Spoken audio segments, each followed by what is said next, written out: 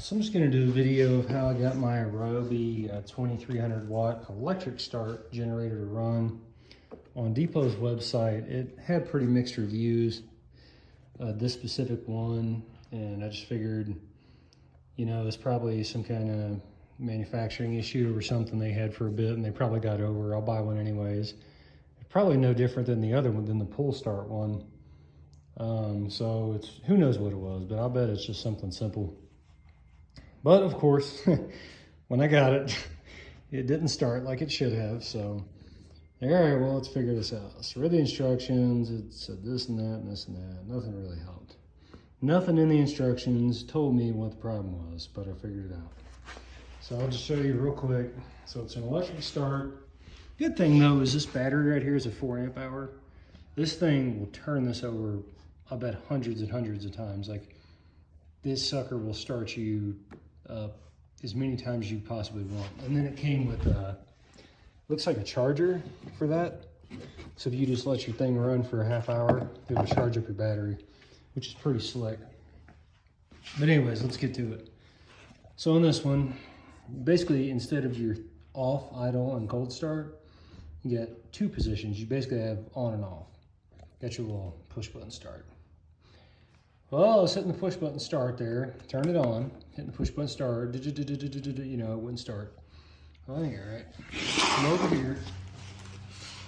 Look, this little red lever right there, that was pushed all the way over there. And now, what's gonna happen if I try to start it like that?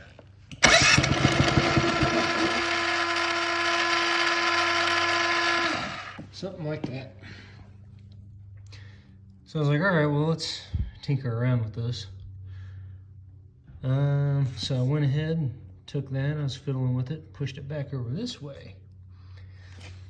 And here's the thing though, the screen wouldn't come on after I turned it on. I'm like, okay, well, what the hell? So the screen ain't working. I pushed that lever, so maybe it made that some kind of circuit open. Now the screen ain't coming on. Well,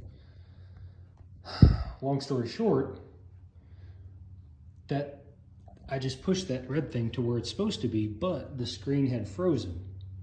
And all I did, it was like a glitch with the electronics. All I did was I hit that pair button, held it for like 2 or 3 seconds, boom, the screen came on, just the way it is now.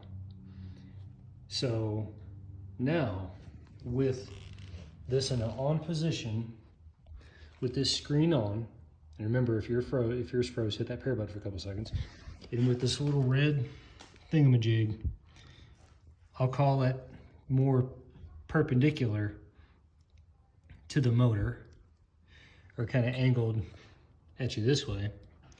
Now, I'll go ahead and try it. Hold the start button in for a couple seconds.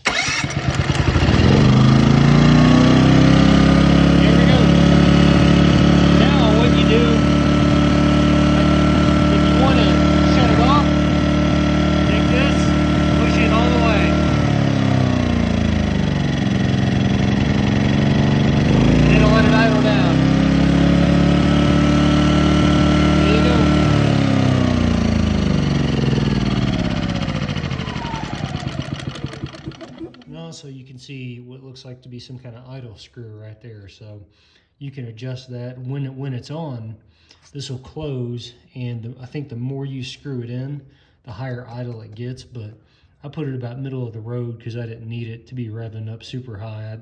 I'm only going to be running a microwave here every now and then. But that's basically it. If your gen don't start, come over here, and it's probably this little red lever right there. And if it isn't that, and you put your lever there, and then your screen don't work, well then hold your pair button for a couple seconds, boom, your screen is gonna come on. And that should fix it. So, there you go.